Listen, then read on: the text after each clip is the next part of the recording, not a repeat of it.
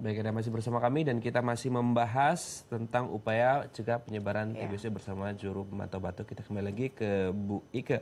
Bu Ike, ini kalau kita lihat sebenarnya pemahaman masyarakat kan masih banyak yang kurang paham karena kurang teredukasi dengan baik. Lalu ketika melakukan sosialisasi atau edukasi, salah satu hal yang dilakukan apakah kemudian mengambil sampel dari batuk atau dahak warga sendiri? Iya, Atau betul, seperti apa? betul. Iya, betul. Kami melakukan sosialisasi, terutama banyak nih ke tempat senam, ke RT-RT. Nah, kami sosialisasi udah bawa pot dahak. Udah langsung bawa pot dahak kami. Jadi sosialisasi langsung situ kan ada nanti mereka udah kita sebut ciri-cirinya yang batuk berdahak 2 minggu sampai lebih. Nah itu terus ada gejala tambahan, apalagi berkeringat di malam hari, berat badan menurun. Nah nanti dari yang penonton yang hadir itu mereka pada bicara nanti, oh iya ada tetangga saya yang batuk, ada juga yang batuk. Nah jadi kalau ada yang di situ memang tetangga, kita akan datang ke rumahnya, bawa pot dahak. Dan mereka tidak usah ke lab, kami yang jemput, jadi jemput bola. Oke. Edukasi ini sebagai edukasi juga. Iya, Saya betul. dan Nika mungkin belum paham juga. Batuknya selalu berdahak atau batuk kering? Bisa dua-duanya. Bisa Lalu kalau dua-duanya. batuk kering tidak ada dahak, bagaimana cara? Kita pancing malam suruh minum teh manis. Mereka minum teh manis, pasti pagi itu pasti ada dahak keluar. Karena dari situ bisa dilihat ada Ya, selain dengan ronsen ya. Ya betul. Ya, karena utama itu batuk berdahak paru-paru. Oke, nah ini kalau saat memang terjangkit akhirnya ya, sudah istilahnya terdiagnosa gitu. Apa yang dilakukan oleh teman-teman relawan? Apakah memang mendampingi pengobatannya? Lalu ada pembersihan kalau Jumantik kan memang ada pembersihan di rumah gitu. Kalau Jumantik sendiri? Nah, kami datang lagi ke rumahnya, memantau dulu udah datang berobat belum. Kalau di saya, kalau udah ketemu yang pasien saya positif, akan saya bawa langsung. Langsung dibawa ya? Langsung dibawa, langsung pengobatan. Jadi ada nggak pemeriksaan menunggu. juga untuk anggota keluarga lainnya atau Ya. tetangga terdekat? Iya, terutama anggota keluarga, hubungan erat dan kontak serumah. Oke. Berarti kalau mungkin kasusnya tertular adalah ya? betul terdeteksi kemudian di bawah. Kita coba tanyakan ke Bu Tuti. Bu Tuti, ketika memang ada kasus, datangnya seperti Bu Ika menemukan kasus. Hal yang pertama dilakukan ketika mereka mungkin datang ke puskesmas seperti apa? Ya. Biasanya kalau dari Bu Ike misal sudah menemukan pasien, sudah menemukan suspek, kemudian biasanya Bu Ike akan kirim kabar ke kita. Lalu nanti Bu Ike ambil dahaknya langsung diantar ke laboratorium, begitu udah hasilnya, katakanlah misalkan hasilnya positif gitu. Nah nanti langsung saya berkoordinasi bisa dengan Bu Ike atau mungkin dengan kader yang lainnya, bahwa pasien ini akan mendapatkan treatment selama 6 bulan. Nanti biasanya kita akan kasih langsung pada hari itu kita kasih lihat ke Bu Ike, dia minum biasa kita dikasih di poli kita, minumnya langsung di situ. Nanti selanjutnya Bu Ike yang akan memberikan pengawasan. Memantau ya. Jadi ternyata bukan hanya memantau siapa suspeknya saja, tapi juga bagaimana sampai kesembuhannya juga ya. Betul, sampai selesai. Betul, dan penting sekali memang mensosialisasi, mengedukasi bukan hanya untuk si pasien tapi juga untuk orang-orang terdekatnya. Nah, seperti apa sebenarnya cara para relawan Jumantik mensosialisasi masyarakat? Kita saksikan dalam tayang berikut ini. Pada laporan tahun 2018 lalu, Badan Kesehatan Dunia WHO memperkirakan terdapat sekitar 840.000 kasus tuberkulosis di Indonesia. Dari jumlah ini baru separuhnya dilaporkan dan berpotensi menjadi sumber penularan penyakit jika tidak ditangani.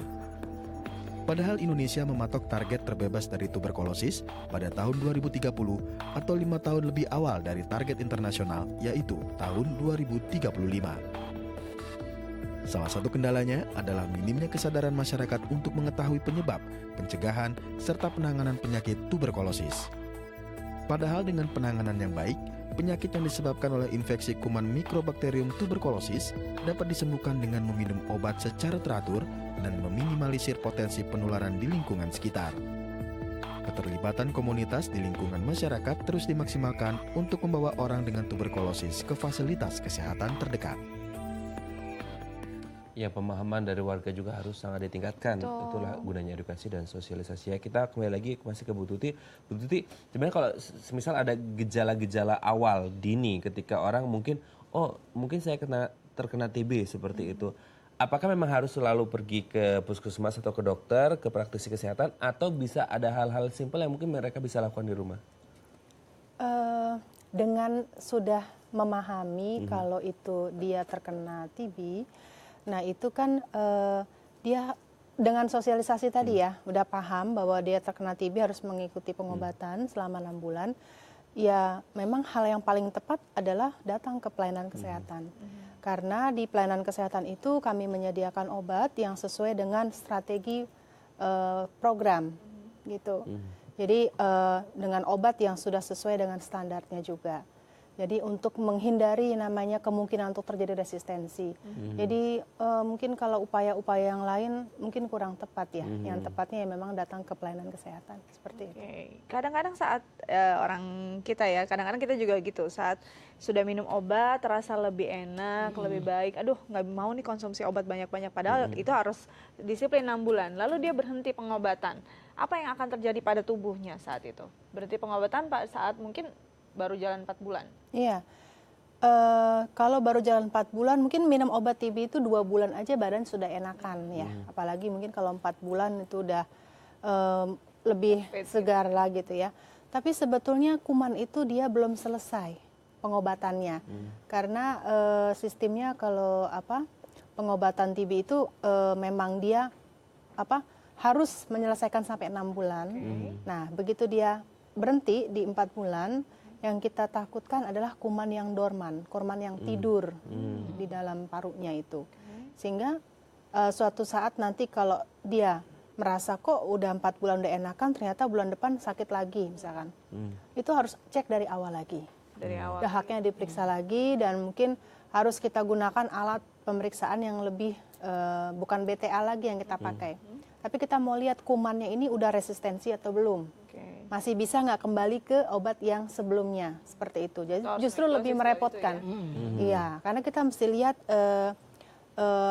apakah dia terkena TB dengan kuman yang sudah resisten atau dia masih sensitif seperti itu. Oke, berarti 6 bulan adalah masa atau periode di mana kuman akan dihitung benar-benar mati seperti itu ya.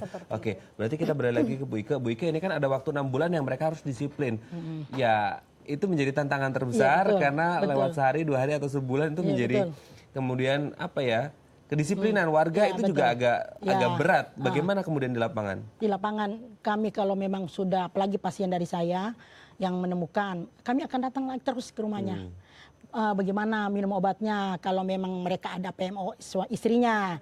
Nah bagaimana, terus masih berkeringat tidak malam, oh sudah tidak katanya. Nah kalau memang udah mendingan berarti dia rajin minum obatnya. Kalau memang berat badannya menurun terus atau masih berkeringatnya masih nambah, berarti obat ini jangan-jangan tidak diminum. Seperti itu. Tapi kalau memang udah tidak, berarti kita tetangga kita akan edukasi. Oke, pernah menemukan kasus di mana ada yang pernah skip? Pernah kelewat? Belum sih, belum saya. Belum ya, disiplin semuanya ya? Disiplin semua belum. Saya belum menemukan. Galak. Belum. Alhamdulillah belum. Jadi saya tuh senang sekali kalau memang mereka itu rajin minum obat. Udah kadang-kadang mereka tuh telepon, Bu Ike, saya udah ngambil obat, saya mau minum obat, maunya depan Bu Ike. Oke, nggak masalah. Kayak gitu, senang. Saya tuh senang kalau begitu tuh.